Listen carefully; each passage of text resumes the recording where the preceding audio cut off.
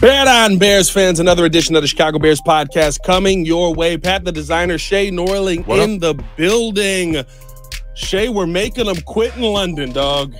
You can't get any better than that as the Bears come away with a dominant victory over the Jacksonville Jaguars. Another 30 burger. We hanging 30 burgers on team here in back-to-back weeks, Shea. 30-piece and people is good for business. And, hey, look, if you're into betting, Rookie of the Year odds have significantly shortened. Ooh. The distance between Jaden Daniels and Caleb Williams is a lot less significant than it was a couple weeks ago.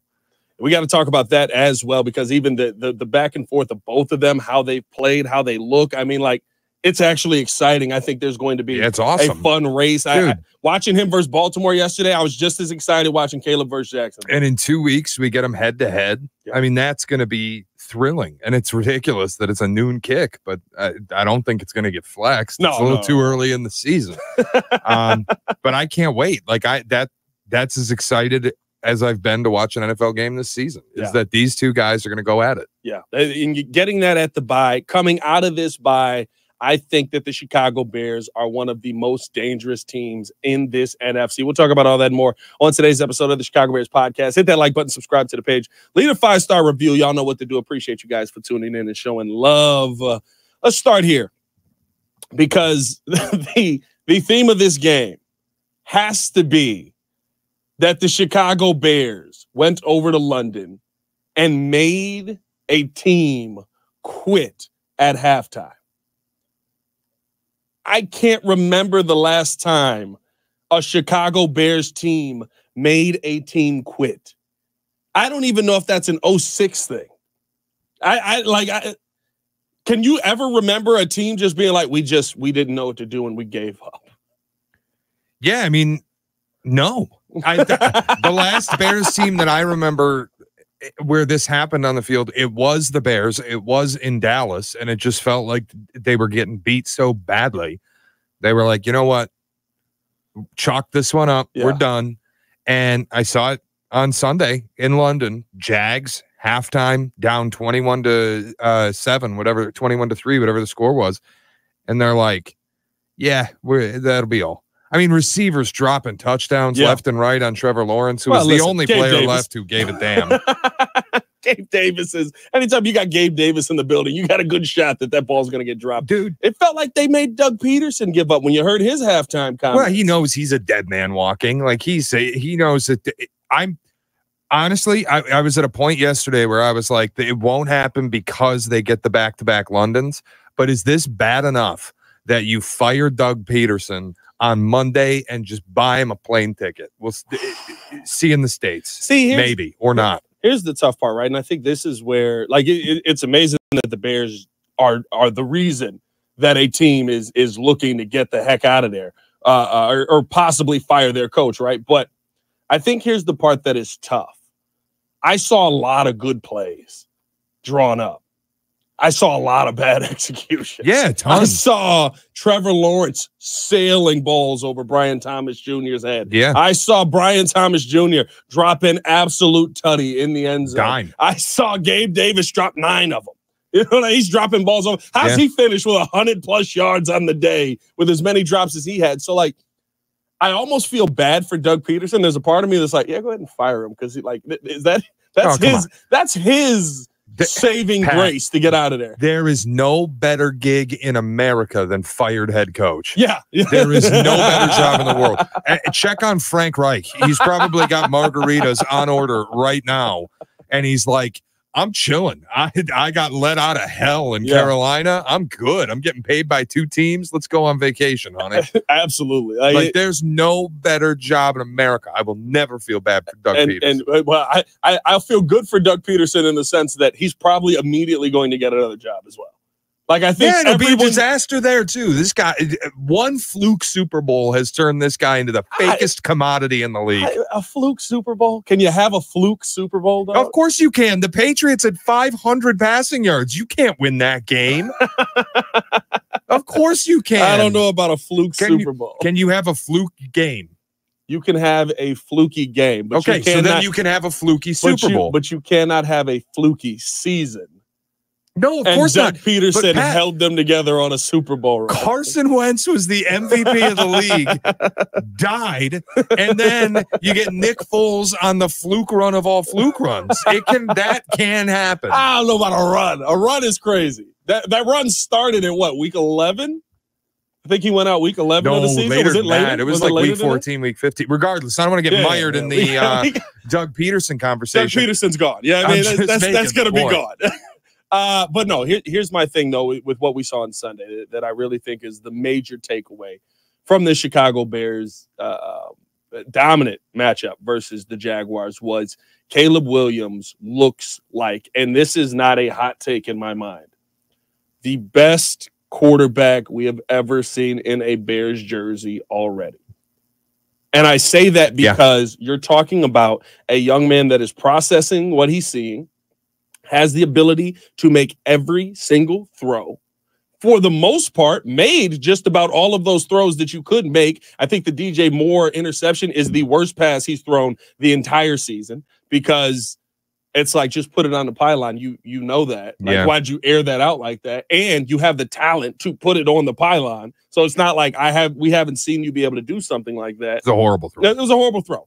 Outside of that, though, you're talking about a young quarterback who has figured out kind of how to navigate the pressure of his offensive line still having some struggles. I know that it looks better, but I'll tell you this right now. It looks a lot better because he's able to use his legs to get out of a lot of bad situations that the offensive line still is letting people through on. Yeah, I think the sack evasion is really impressive. I mean, the Jags, this is the one spot where I'll be like, okay, it is a part of the team you played. And again, like, blowing out a bad team is what good teams do in this league. Yeah. So that is handling your business. Jags are atrocious as far as allowing quarterbacks to run the football. I believe they ranked, if not dead last, certainly bottom 3 in EPA allowed on quarterback rushes. They're horrible at it. But Caleb hasn't done a lot of outright running as a quarterback, and I think the Bears made a very concerted effort to be like, the lanes are going to be there. This team stinks at containing QBs. Use your legs. Yeah. And he finally did. And honestly, the most impressive thing about Caleb right now, and not to make it a Caleb Jaden Daniels thing, they're both amazing. They're both balling. Yesterday's Jaden Daniels game, I was like, I can't. They're both. You can't say it's a fluke anymore. That's a good defense. That's a great defense he just played. They're both great, but Ravens stink against the pass. But more on that. I'm making the point, like, they're both very good. The difference to me is still, and I've said this a lot, Cliff Kingsbury's making things easy for Jaden Daniels. Yes. And that's exactly what you should do for a rookie quarterback. Total flip difference in Chicago is Caleb's offensive line gives him no help. For whatever reason, the first 3 weeks of the season, Shane Waldron decides, nah, man, we don't need to script plays. We'll go out and wing it. Like, that's ever been a thing. Yeah. And now you're at a point 6 weeks into the season where the decision has apparently been made that we're going to play at tempo, and hey, Caleb, call plays at the line of scrimmage. Like, we'll get in the headset, we'll give you 2-3 calls, and you go figure it out. And he's doing it. Yes. And that is wildly advanced for a guy who's played 6 games. Then the stat comes across, Mitchell Trubisky and Justin Fields. Neither of them had as many touchdowns in their entire rookie seasons as Caleb has in 6 games. And I just think that is the exact feeling of difference that Bears fans needed, because you've had the first round quarterback twice in the last decade, and you've been given that player, and you've had flashes. Mitch had a 6 touchdown game. Justin, all the rushing ability, all the times he kept the Bears in games they shouldn't have been in. Yeah. And you're like, whoa, we got a quarterback. And then it's time to move off Mitch. Then it's time to move off Justin. And you get Caleb, and you go with the same effing thing again. We're just never going to get off this carousel. Yeah. And you watch these first 6 weeks and the development we've already seen, and the fact that he's eclipsed both of the last 2 guys' numbers in 6 games for their entire rookie seasons. And you kind of just take a step back, and it's like, we got one. This is it. We got one. In a situation where it doesn't feel like you should have them, in my mind, right? Like, yes, the offensive line is playing better. I agree with what you said, right? it goes to the fact that you're also playing the Panthers and the Jags the last couple of weeks. Although the Jaguars' defensive line has some players on there that definitely are better pass rushers than anything. You know what's so funny is there. like the Jags do have players, Josh Hines, Allen, and like they've got guys on the front that can rush the passer. So why do they suck at it? They're like bottom 4 in pressure rate. And you go, how do you have these good players that look good on tape and look good when you watch them, and you're just terrible at rushing the passer? It makes no sense. They don't do a good job of getting them down, because they had Caleb Williams literally wrapped up 4 or 5 times in that game, and Caleb does a little Caleb magic, escape artist, and he gets out of it and he makes a play down the field that I think is phenomenal. But you know what it looks like? I'll tell you what it looks like. I was watching the game, doing the watch party over on the Breeze, and like in the third quarter, I just went, guys, everybody, squint your eyes. We've seen this before. What is it, Pat? We've been on the losing side of this so many times. He looks exactly like Aaron Rodgers. He looks exactly like a Aaron Rodgers behind that 2000 and it was at 11, 12 Packers offensive line where guys just started dying left and right, and you're going, there's no way he's going to be able to stand back there and throw the football. There's no way he's going to be able to deliver the ball. There's nothing. He's going to get killed back there. And then you see him dip the shoulder, and he rolls out right, and he points, and he rolls back a little bit and fires one up, and Cole Kmet's streaking down the middle of the field. It's unbelievable.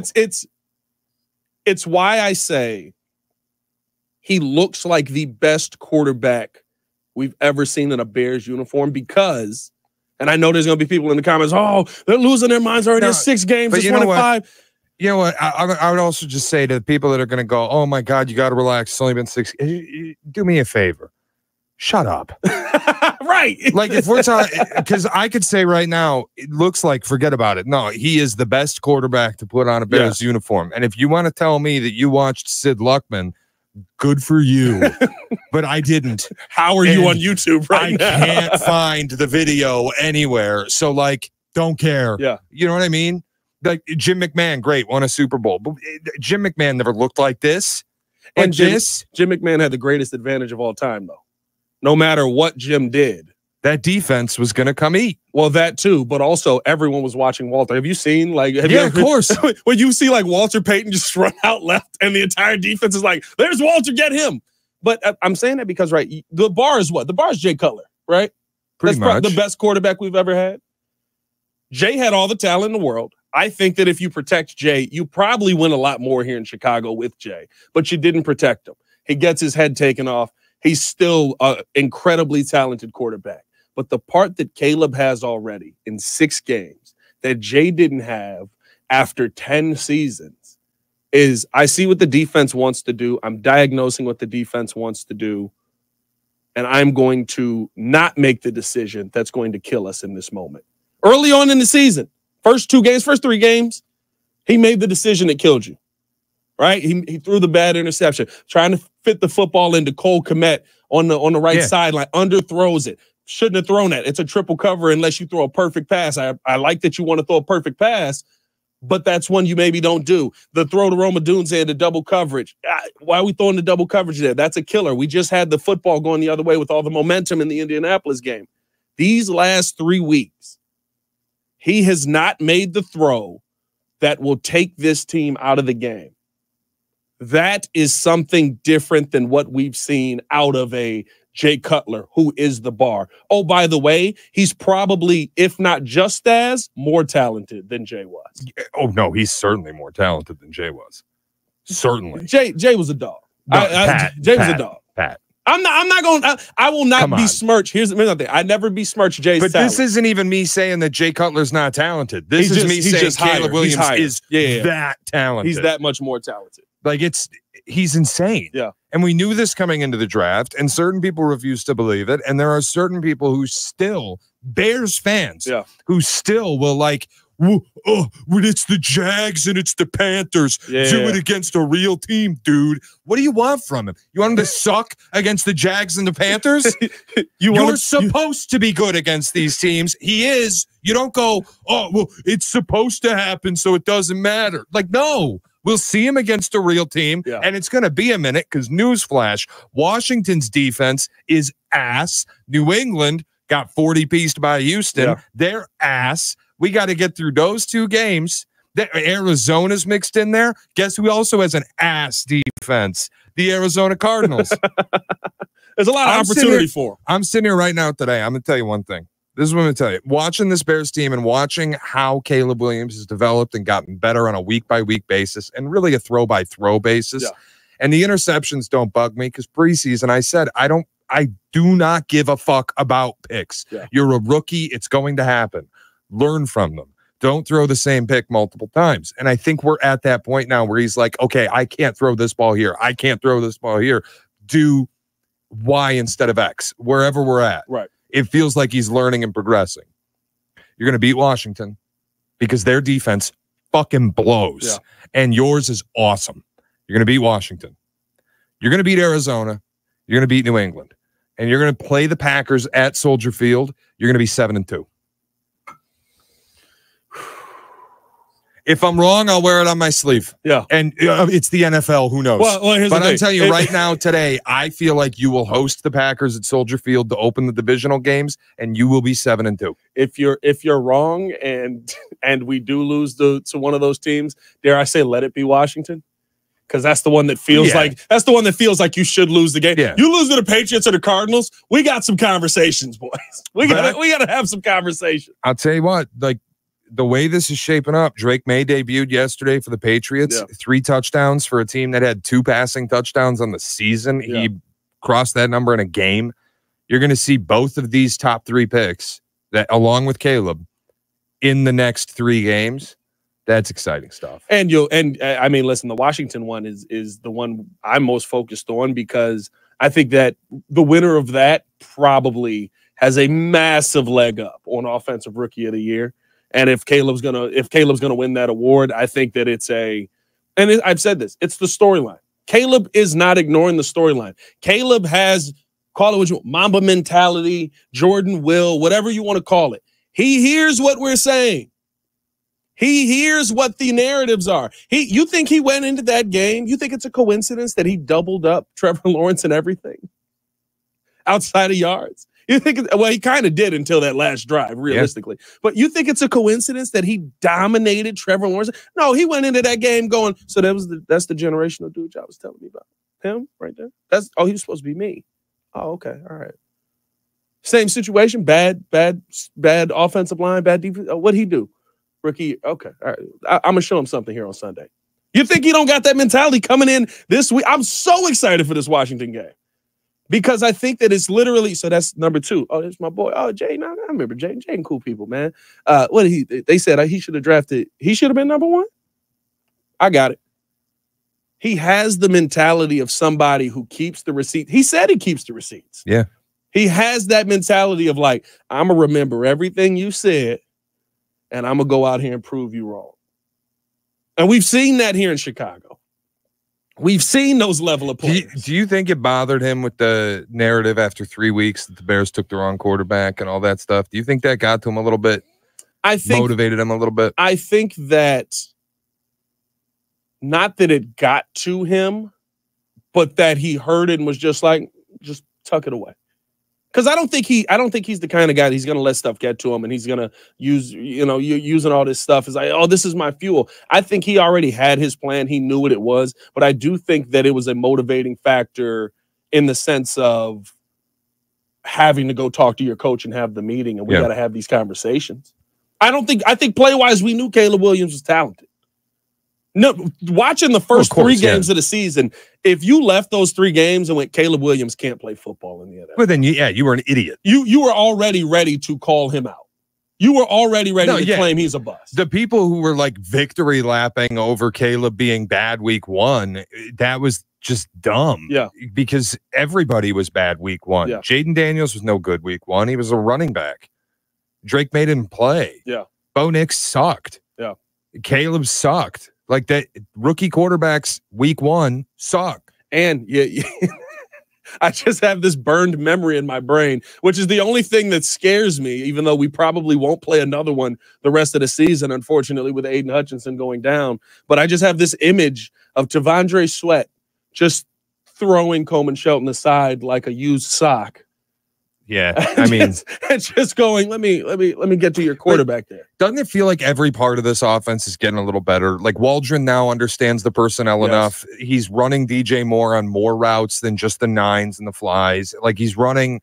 Keenan Allen's getting more third down opportunities. The third down slant being really effective against the Jags yesterday. It just there's an understanding in like, okay, we're figuring out how to run the ball with DeAndre Swift. We're figuring out when, where, and how to use Roschon Johnson. Yeah. We're figuring out how to maximize what limited talent we have in pass protection, and we're figuring out what to do with the quarterback, not to mention he's figuring out what to do with the football. Like, everything's just starting to click, and I think as much as we can say you're playing bad teams and bad defenses, that is always why this schedule was going to be so beneficial. Yeah. Because you can go through the growing pains against teams that you can just beat anyway before you get to divisional play. And if you want things to gel and you want things to click, do it against bad defenses, because then you get to see the Packers when you're feeling good about yourself. And the Packers may have just ran a gauntlet and might not be feeling as good as you are. I'm not making I'm not going to sit here and say you're just going to run the table in division or go crazy. 7-2 is how I think you're going to enter divisional play. 10-6 is how I think you're going to end the season.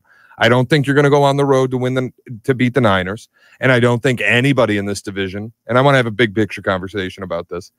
No team in this division has earned the right for me to be like, yeah, you're going to go 4-2, because these 4 teams in the NFC North are fucking nuts. Yeah. Understand something. The black and blue division is back. Here are the top 4 point differential teams in the NFL. Yeah. Are you ready? Let's do it. The Minnesota Vikings. Number 1. The Detroit Lions. Number 2. The Chicago Bears. Number 3. The Green Bay Packers. Number 4. This division is nuts. This division's the best division in football. By a country fucking mile. It's not even close. By an absolutely ridiculous margin. It is. It's so wild. And you know what's great about it? And I said this morning on the Morning Breeze. It's the best division in football because the Bears caught up.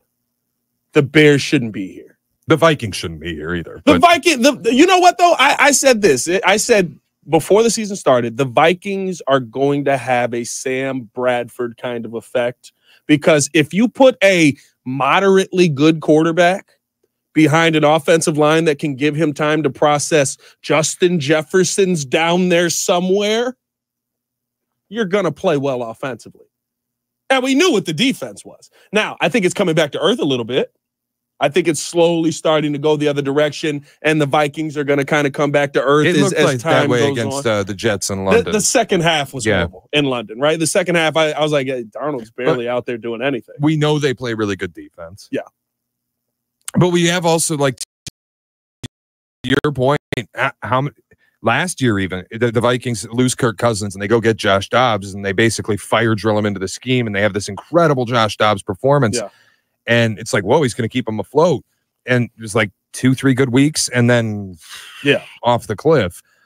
I do think there's like a lot of regression available for Minnesota, and I think Chicago's got an up arrow. Green Bay, what a freight train they hit the Cardinals with yesterday. And the lot, dude, I would tell you something. Like, losing Aiden Hutchinson hurts that team. It hurts. It does hurt. But fuck me, is their offense insane. When they're playing, they are toying with the Dallas Cowboys in their own building, to the point that the Lions offense is so good that they are actively trolling Dallas in Dallas, putting Dan Skipper in the game up 49-9 and going, yeah, dude, run a route. Like, what are we doing? They're actively trolling the Cowboys. Did you see, and shout out to anytime you have a great social media team, and y'all know I'm Chicago over everybody, always beef with Detroit. But did you see, I'll give credit to a great social media team when it happens. Dallas posted the attendance in the stadium. It was like 93,000, whatever. And they've got this shot of the entire stadium. I think CeeDee Lamb's on the scoreboard, but on the scoreboard, they have the score. Oh, no. So they blurred out the score of the game. And the Lions quote tweeted it. And it's like, score looks a little blurry there. What's going on with that? I was like, oh, no. Phenomenal. I need it. I mean, you just look at yesterday. Bears beat the Jags 35-16. Packers beat the Cardinals 34-13. Yeah. Lions beat the Cowboys 47-9. Yeah. This division is nuts. Yes. And I know the Packers played the Cardinals and the Bears beat the Jags. You got to do it against good teams, whatever. All of them can say that except Detroit. And if we're being real, Cowboys suck. I was gonna say, are the Cowboys a good team? No, they suck. Do you know, this is just as we go around the NFL. The NFL. Do you know that the Cowboys right now today, full season, weeks 1 through 6, they rank 25th in offensive efficiency and wait for it, 27th in defensive efficiency. They're not bad. They're horrible. Yeah. How they're 3-0 on the road and 0-3 at home, I'll never know. But when you get bombed twice in your own building by the Saints and the Lions, you stink. Yeah. And listen, they are rancid. This is your, if you're the Lions, right? These are the Lions wins. Are we saying Minnesota, of course, is 5-0. Lions best team in the division still? Yeah, I think so. I think so. Maybe, look, the Hutch injury might change that. We'll see. That'll play out. Yeah. Vikings and Lions will play each other this week. Second divisional game of the season in this division. I think the Vikings are a short favorite right now at home, so we'll see what happens. Here are their wins this season. The Rams.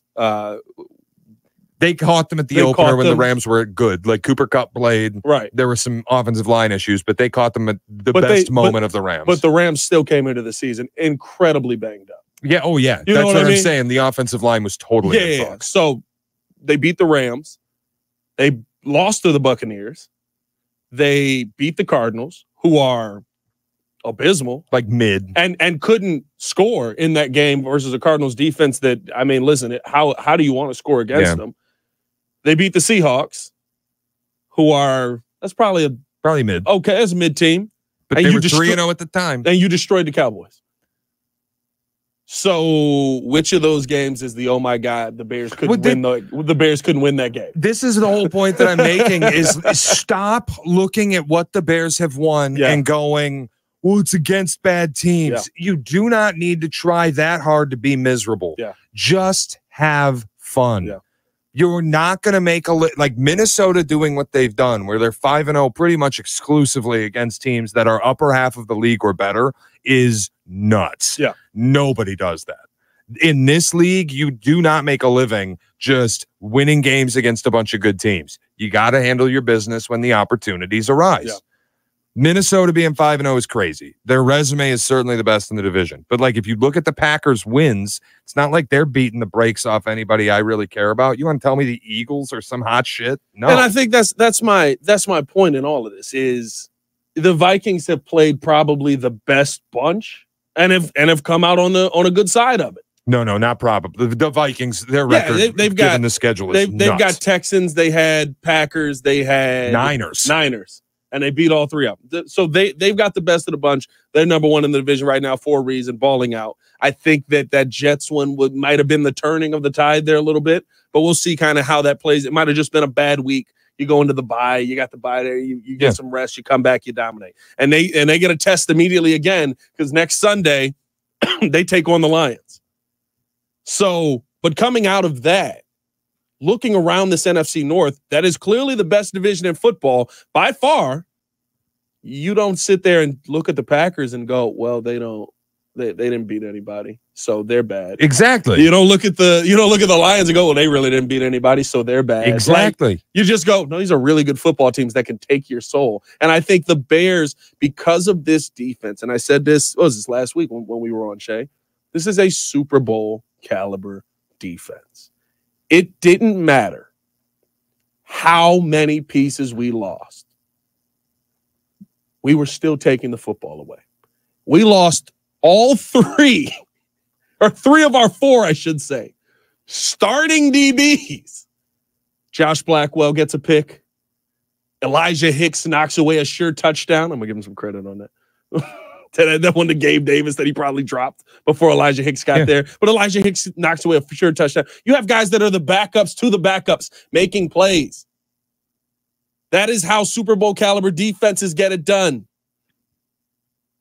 When you have that kind of depth, you're going to keep winning. And that doesn't change because the Packers come to town. I don't know if you guys remember this, but the Packers are a part of those teams. 12 straight games now that didn't score over 21 points. The Lions are the first team in that record that didn't score over 21 points. Yep. This Bears defense, if nothing else, is the most real thing you can hold your hat on. And if you're telling me I have a real defense with an offense that's figuring it out at the bye, and now we got some tougher games coming up ahead of us, to me, that tells me that I have a team that is poised to be very dangerous because you may underestimate what you saw offensively, which may put you in a bad spot on the defensive end. And look, I don't think they're going to win the Super Bowl or the NFC title or whatever. Like, this offensive line will ultimately hold them back, but I do think they're scary. And you are one of those teams that if you can just get in, nobody will want to play you because nobody will want to face this defense. No. And honestly, we got to admit something that I think is going to be very hard for a lot of people. It's a tough pill to swallow. Matt Eberflus is a damn good football coach. Yes. He's a damn good football coach. And the thing, like, you want to get mad about not challenging an obvious non-catch. That was crazy. Get it. That was crazy. Big flaw. Like, he is not perfect. He's got flaws. A lot of the operational stuff I don't love. Like taking timeouts before punts. I'll never understand it. Not challenging obvious non-catches, challenging obvious catches. I will never understand it. But as a defensive coordinator, he's fantastic. Might be the best in the league. This week, when you see, like you said, the backups to the backups come in and ball, that is an entire room of 53 men who have bought in to what you are messaging to them. Yeah. That it's next man up, that we believe in all of you. We trust all of you. We may not see Eberflus as a master motivator, but for all we know in that locker room pregame, he's firing these cats up. When they come out as ready as they have looked defensively the past few weeks, and they're hitting, they might be the hardest hitting team in the league. Yeah. They come out and mollywop you. Like, that is all coaching. Sometimes too early. Tremaine, let him get that second step in so you can get the fumble. Yeah. Hey, but you know what? You put the effort in, so you're not going to get them all. Yeah. They get takeaways like crazy. Well, that's what I love. They hit hard. They don't think that. They literally think we are going to get them all. How many games in a row is this of multiple turnovers? Again, we laugh at the hits principle. Tell me it's not working.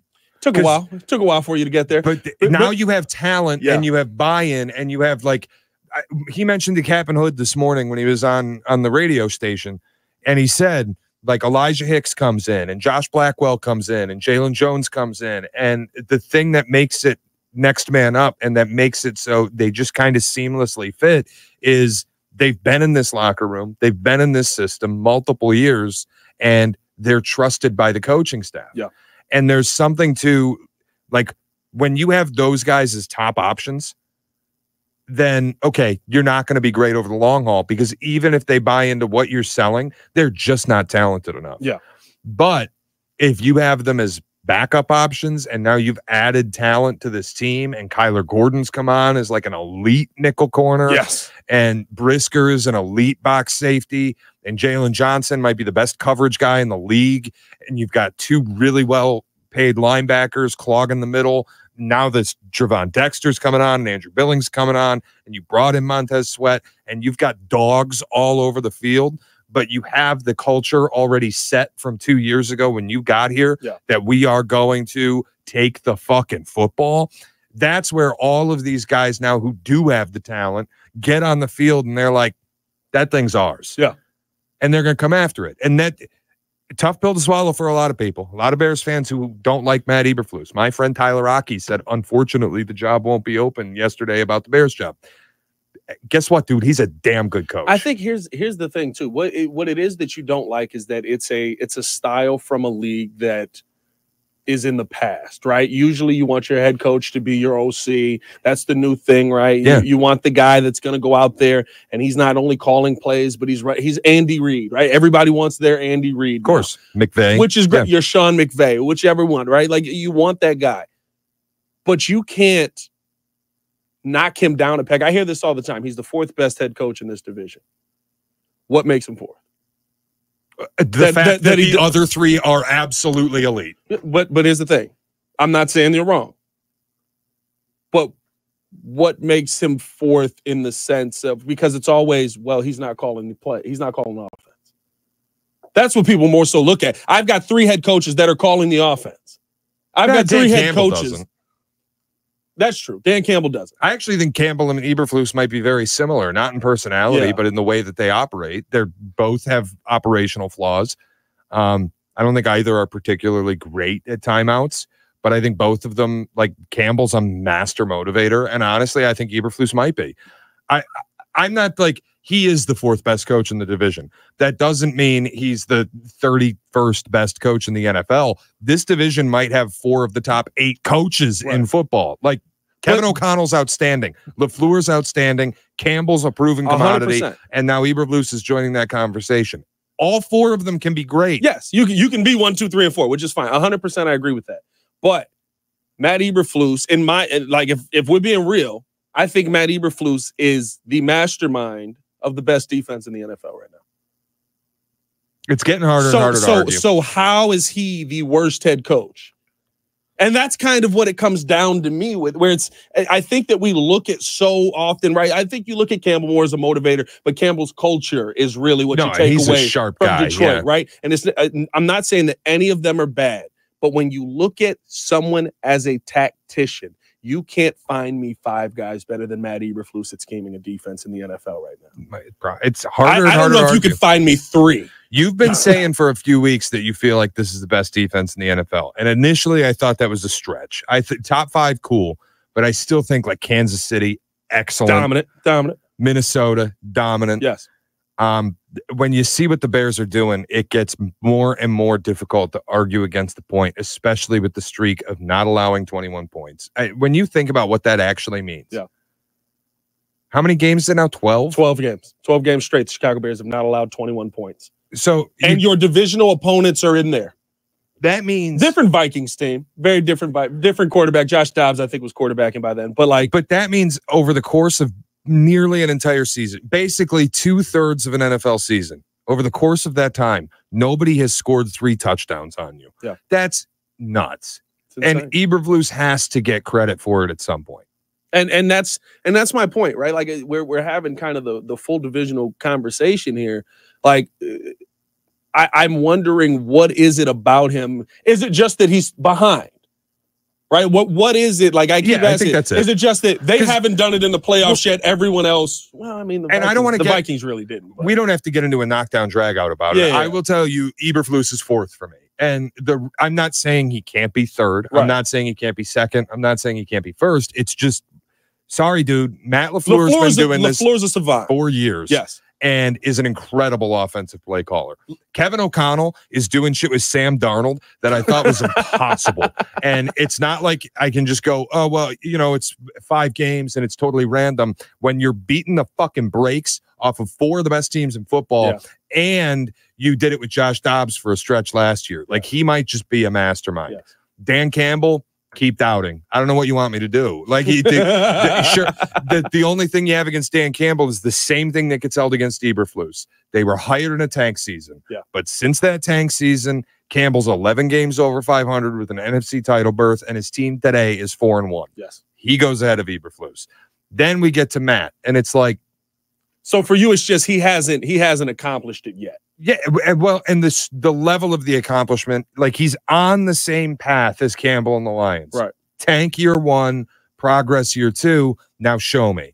But he's not going to hit the same accomplishment. Like the Lions came within a winning in to the playoffs, and it was just somebody else's dirty work kept them out. They still went up to Green Bay and won that game. Yeah. 9-8 season in the building year. And then the third year, they won the division. I'd be stunned if the Bears win this division this year. Yeah. Stunned. No, yeah, I agree with that. So it's like Eberflus is going to be running fourth, but he can also elevate himself. If you thought he started 28th of all NFL coaches, he can be, to me, no lower than like 12th at this point. No, yeah, listen, I thought that Matt has impressed me the entire way. And I've been someone who said, I didn't want a Flus here. I didn't. I was like, there's too many good head coaches out here in the streets for us to be sticking with Matt Eberflus. Y'all remember last year, I was not a Flus guy. I was not a Flus fan. When we bring him back, I go, if he comes back, things have to change that just didn't work last season.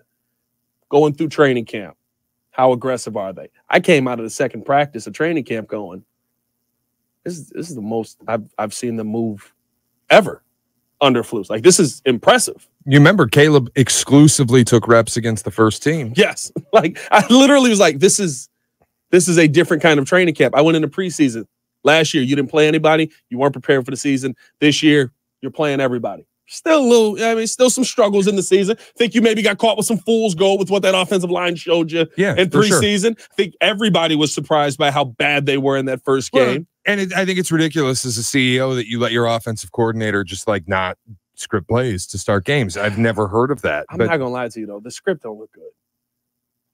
You're still getting early. You're still getting early drive 3 and outs. It's a lot. I can get it after watching a game yesterday because I brought that up. I went, oh. His script sucks. And then as soon as they got off script, I was like, all right, now they're moving in the right direction. But even that, right? Last year, Luke Getsy, he's running the offense. And maybe the plan was Flus goes in knowing, I don't know. Maybe he goes in knowing we're not keeping Justin. Let Luke do what he does. Yeah. He's going to screw this up. You'll be here. We'll fire him. We'll move past it. We'll get to next year. Like, maybe that was the conversation that was had. But 3 weeks into the season, after an abysmal offensive output yet again, you have Flus, or no, is it 2 weeks into the season? You have Flus go, hey, Shane, come in here. Let me show you something. Speed option, bud. Speed option on the goal line. You want to go to Oakland or Vegas? We got openings in Vegas soon. You want to go hang out over there? Like, he's speaking up. He's being a head coach, and maybe you're right. Maybe he is the fourth best in the division. Maybe it is right. He's behind the 8 ball, but I think that he's done so much for this Bears team this year that feels like a head coach that I would respect on another team. Well, my thing is really about like progress, and I think you can make mistakes as long as you learn from them. Yeah, I don't want that to happen, and that's where you come in fourth best for me. Is like having to wait 3 weeks and after the Colts game to have the conversation with your coordinator of like, maybe let's not have DeAndre Carter block a edge rusher. That's a mistake. That should have been ironed out in preseason. Yeah. You can't ever have that matchup on the field. So you get dinged a little for that. But I don't think it's going to happen again. And he told Cap and Hoodie the morning after that game in the interview, we are going to look at the matchups and we're going to have a conversation about it. Great. Haven't seen it since. Yeah. Doug Kramer's been the fullback. Thank God.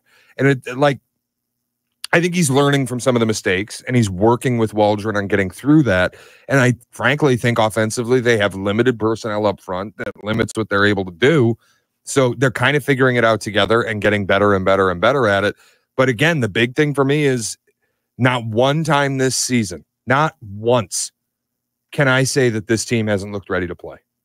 Every single game.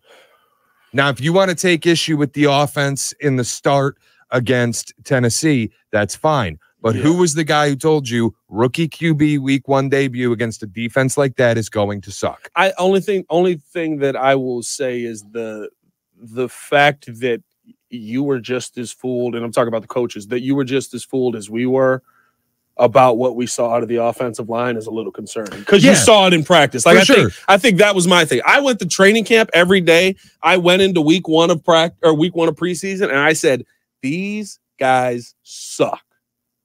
They're not a good offensive line. This is the worst collection of 5 guys probably in the NFL. And they got to preseason week 1, and all of a sudden they're blocking. I'm like, all right, maybe they just turn it on when the lights come on. Like, I guess.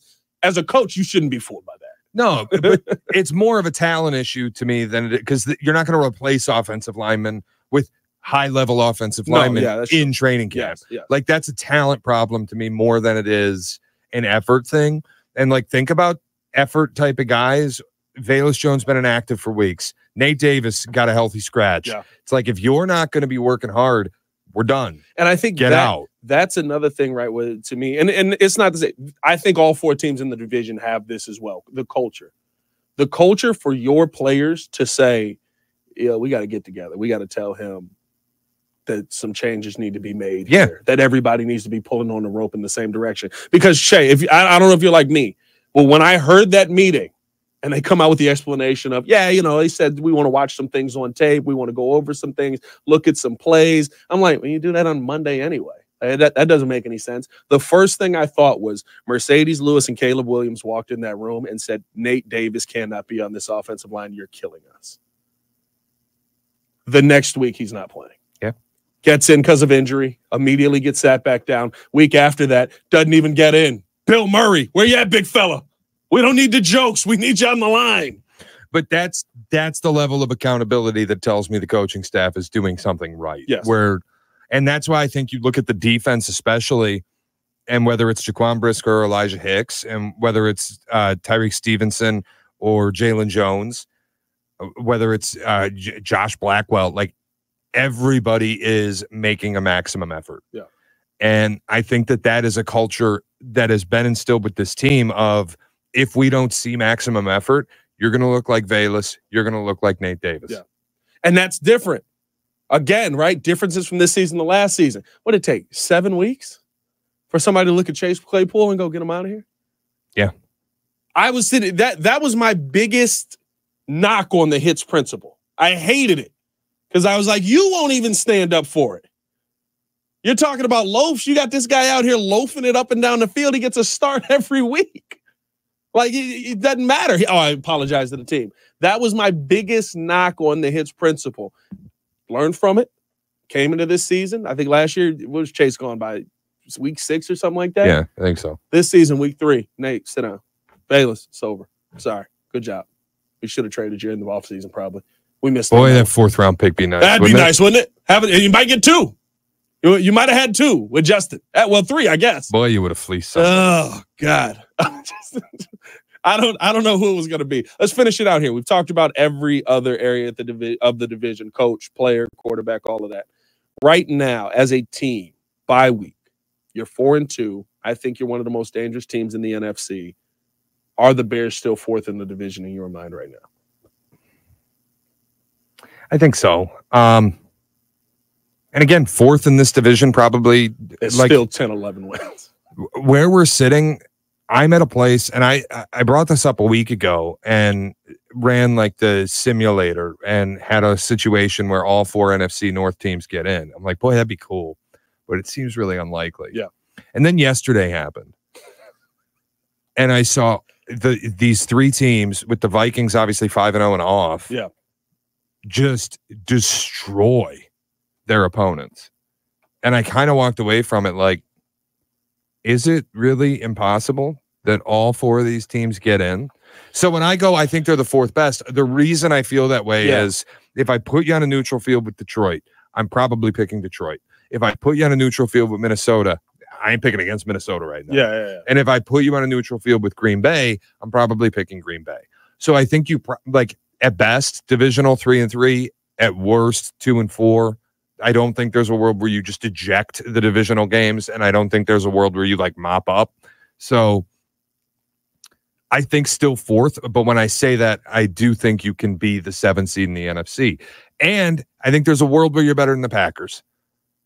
I think Minnesota and Detroit are clear 1 and 2, and then it's between Green Bay and Chicago. And I've seen, like, that Rams game for the Packers wasn't great.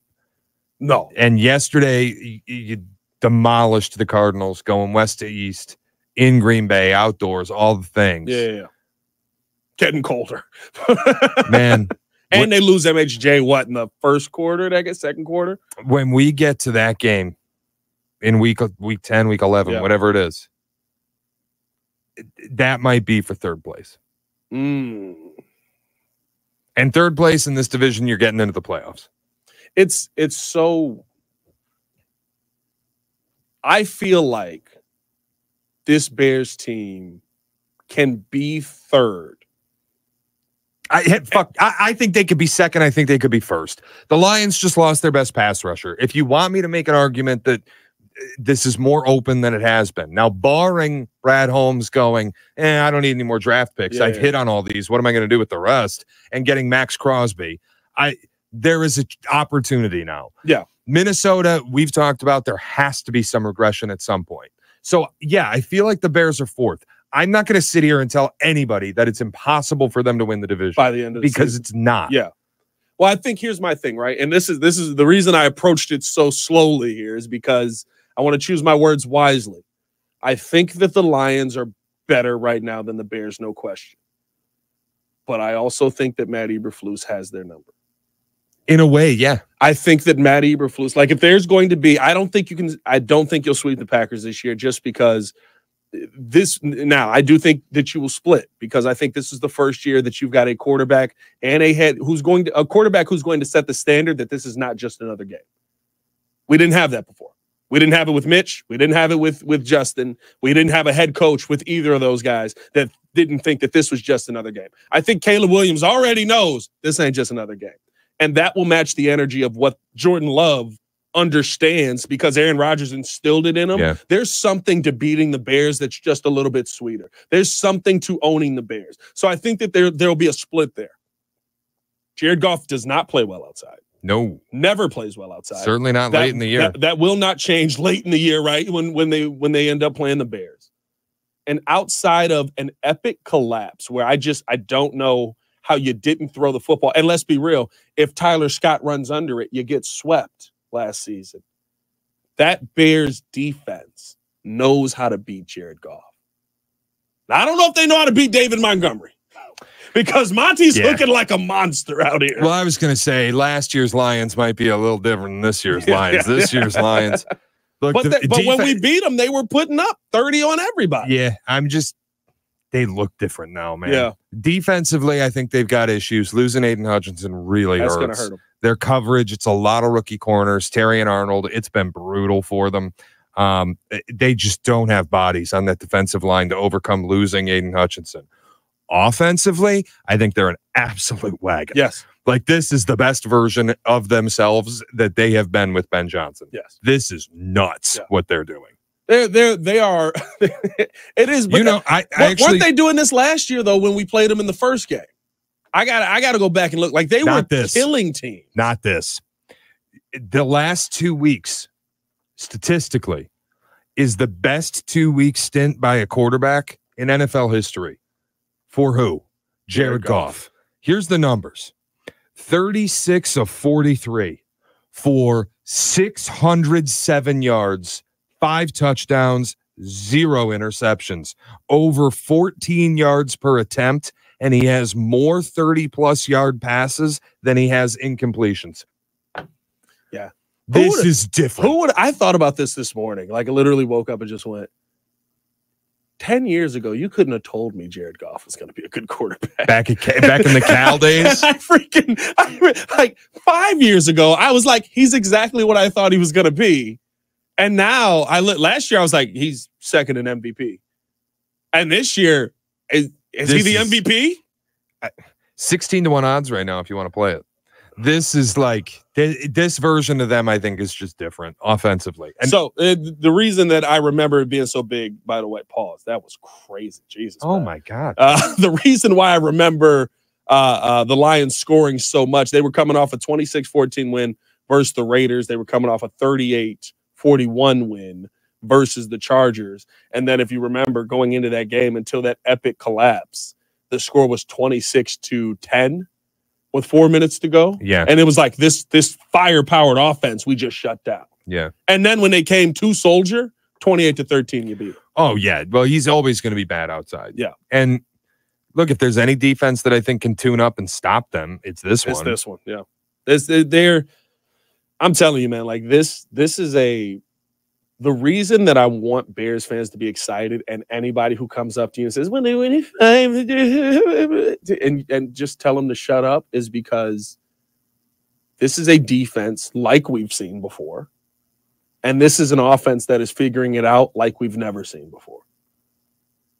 That's a combination we haven't had at the same time.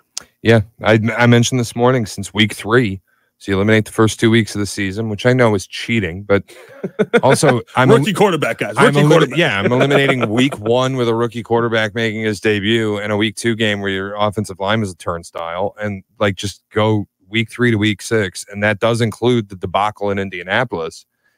You, Chicago, and Detroit are the only 2 teams in football that are top 10 in both offensive and defensive efficiency.